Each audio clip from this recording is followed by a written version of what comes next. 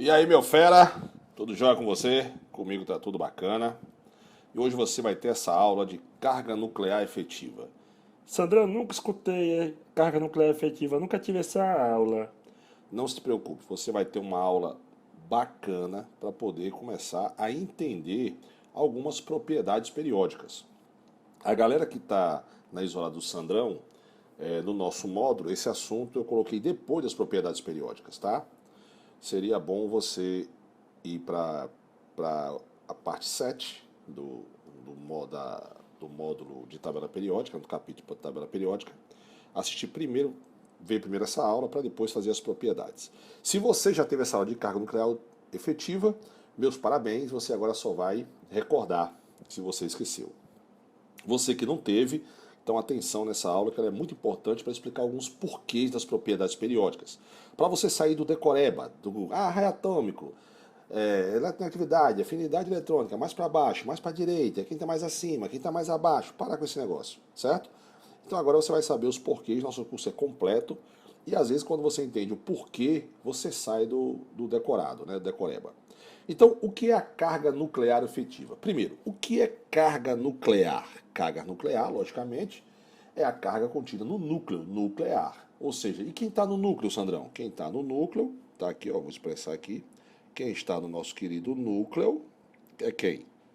São prótons, né? Prótons que são cargas positivas e nêutrons que são cargas neutras. Mas nós vamos focar nos prótons, tá? Então eu tenho aqui o núcleo. Então essa é a carga nuclear.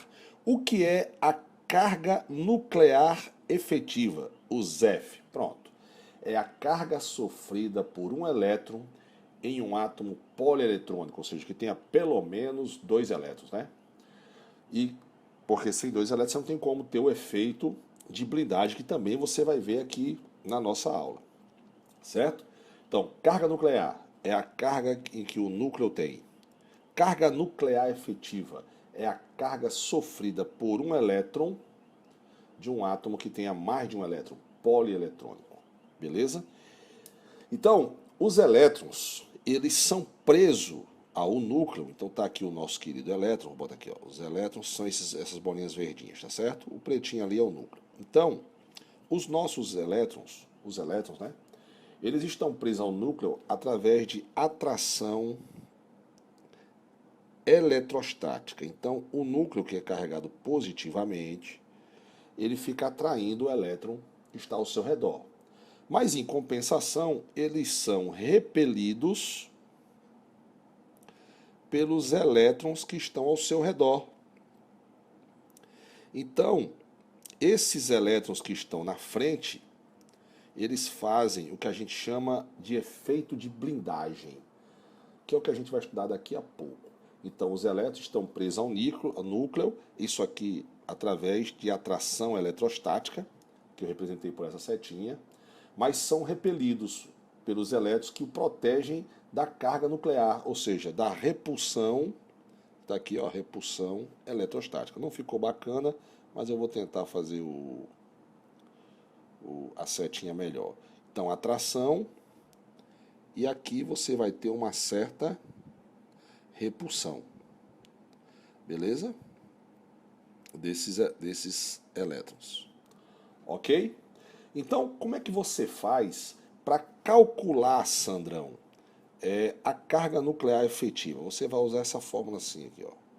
ZEF vai ser igual ao número de prótons, que é Z, menos a quantidade de elétrons presente entre o núcleo e esse último elétron em questão. Então, essa é a formulazinha que a gente vai estudar agora. Porque, anote aí, a carga nuclear efetiva, a carga nuclear sofrida por um elétron depende de duas coisas, né? Depende da distância, certo? Da distância em que esteja o elétron em relação ao núcleo, e depende também do número de elétrons internos, certo? Por quê? Porque você lembre que A carga nuclear efetiva é a carga sofrida por um elétron, que na verdade seria o elétron da última camada, o último elétron, certo? E aí o que tiver na frente dele vai fazer o que a gente chama de blindagem. Bacana? Então você já sabe o que é carga nuclear, o que é carga nuclear efetiva e como calcular essa carga nuclear efetiva. Olha que bacana. Isso quer dizer também, meus amados, uma coisa, que quanto mais elétrons você tiver aqui, ou seja, quanto mais elétrons entre o último elétron, que é o que sofre a carga nuclear efetiva, né, o que a gente vai calcular a carga nuclear efetiva, ou seja, quanto maior essa densidade eletrônica nessa região, né, porque no caso aqui eu só fiz um cara com uma camada, né, mas eu podia ter feito com mais camadas, né, certo? Então, à medida em que essa região vai ficando com mais elétrons, ou seja, a sua densidade eletrônica ela vai aumentando, logicamente, a carga nuclear efetiva vai sofrendo também algumas alterações, certo? Ou seja, à medida em que essa região aqui vai ficando com mais elétrons, a carga nuclear efetiva vai diminuindo, ok? Então, isso ocorre por quê? Porque esses elétrons aqui vão fazer um tipo efeito de blindagem, beleza? Mas agora você deve estar pensando, Sandrão, como é que eu vou calcular a carga nuclear efetiva? Beleza, vamos aqui para essa parte aqui. Você vê que eu já botei aqui, ó, os elementos. Se você ver, ó, lítio, berílio, boro, carbono, nitrogênio, oxigênio, flúor, neônio e sódio. Eu botei os elementos todos do mesmo período da tabela periódica, com exceção do sódio ali, é o último, beleza? E já fiz a distribuição eletrônica dele, certo? De todos eles, para o vídeo não ficar muito grande e você entender o que é carga nuclear efetiva. Como é que eu calculo os F? Pronto, o que a gente vai fazer? A fórmula dos F é número de prótons menos a quantidade de elétrons que você tem na camada anterior, né? Então, por exemplo, se aqui é o 2, aqui é a segunda camada, a camada anterior é essa aqui, é a primeira camada, certo? Então, vamos lá. Quantos prótons tem o lítio? 3. Então, vai ser 3 menos. Quantos elétrons ele tem na camada, antes da camada de valência? 2, Sandrão, que é a primeira camada. Ele tem duas camadas, então, a primeira camada. 3 menos 2, 1. Certo? Isso que eu estou fazendo é uma forma simplificada para você calcular a carga nuclear efetiva, certo? Na faculdade, nível superior, você tem já um raciocínio um pouco mais elevado, mas do jeito que eu estou explicando aqui, para você fazer os concursos que forem fazer, Enem ou qualquer vestibular, está ótimo. Bacana? Então vamos lá. O berílio, quantos prótons ele tem? 4. Quantos elétrons ele tem antes da última camada? 2. Então vai ser 4 menos 2, que vai dar 2.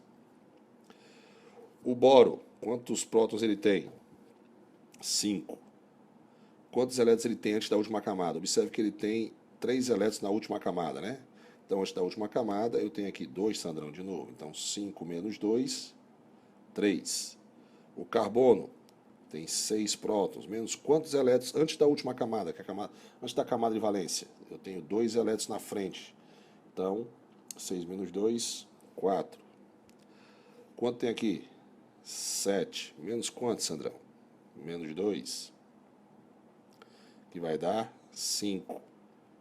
Observe que eu estou no mesmo período, viu, galera?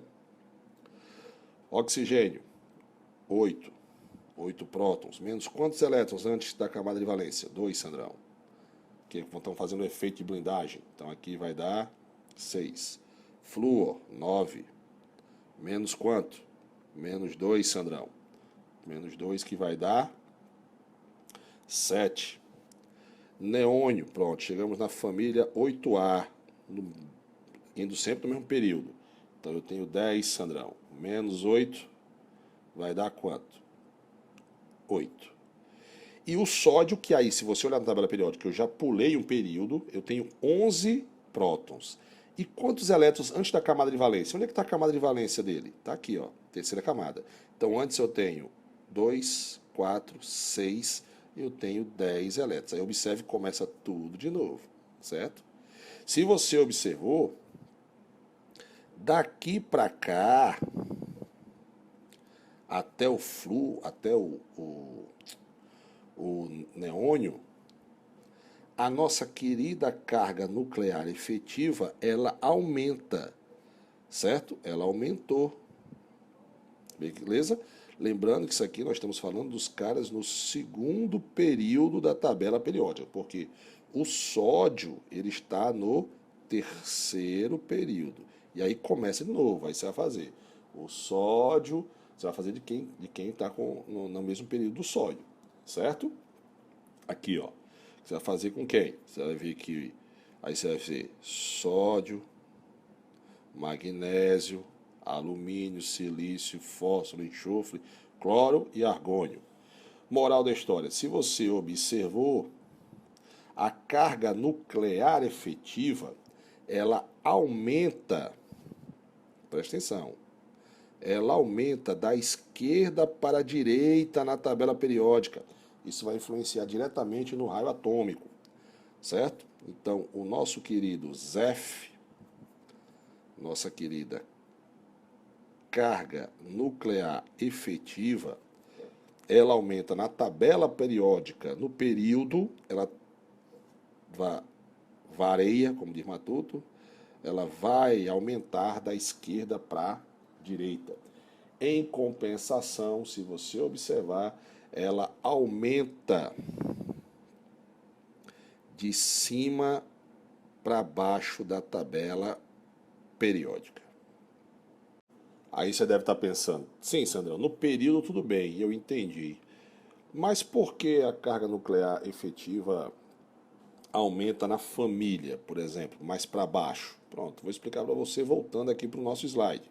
Olha só, vamos pegar o lítio aqui, ó.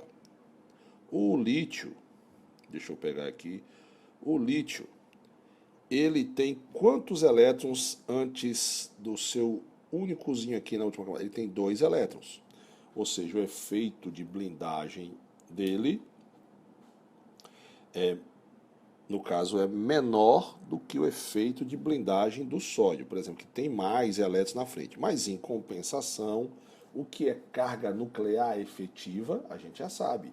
É a carga sofrida por um elétron em um átomo polieletrônico, certo? Então, é a carga sofrida por um elétron de um átomo polieletrônico. Então, aqui eu tenho quantos elétrons, quantos prótons eu tenho no núcleo do sódio? 3 atraindo esse unzinho aqui.